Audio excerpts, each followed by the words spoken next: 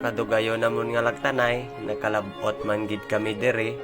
Ari naman kami subong, nagabiyahe kung sa diin makadto kita sa lugar nga first time naton kadtuan. Kag syempre upod ko diri akong magulang, kag upod ko man diri si Ispiiran. Nagutom kami, kag naghapit kami diri sa barangay Iniwan. Diri kami danay namahaw, kag kung gabiyahe kamo, pwede kamo diri kahapit, mamahaw o kon manyaga. So, tapos na kami diri sa pamahaw, kadali man kami nga biyahe naman kay ginahingagaw namon ang oras namon nga makaabot dayon. Stop over kami dere sa Jollibee, Kabankalan. Nagbakal kami pagkaon nga amon dalon didto kag ihatag sa mga kabataan. Syempre amon man kaonon samtang ga-travel kami pakadto sa amon kadtuan. Samtang gabiyahe kami, ako nagabatsyag na sang tuyo. Nagtulog ko dere kadali, wala ko kabalo nga ari na kami gali sa Isabela. May kalayuan man biyaheon pero worth it man Japon. Ini nga lugar sakop na ni gali sang banwa sang La Castellana.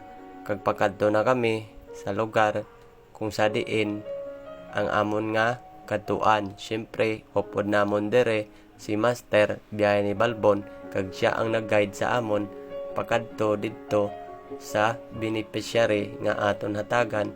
Sa kadugayon nakaabot man gid dire pero may kalayuan pa ini sa highway.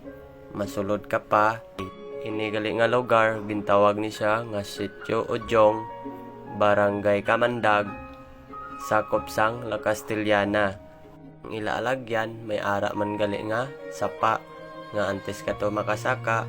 Hambal nila dire man sila kuno gapaligo, kag dire man sila ga panglaba.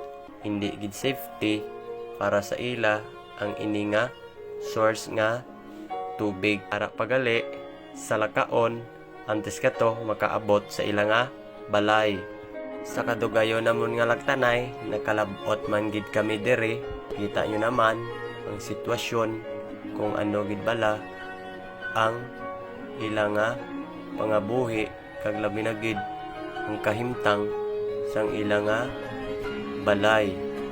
Kung ikaw magtanaw, kaluoy gid sang sitwasyon, magkambal ka na lang. Kung pigado ka, mas ara pagid gali, nga mas pigado pagid gali sa aton.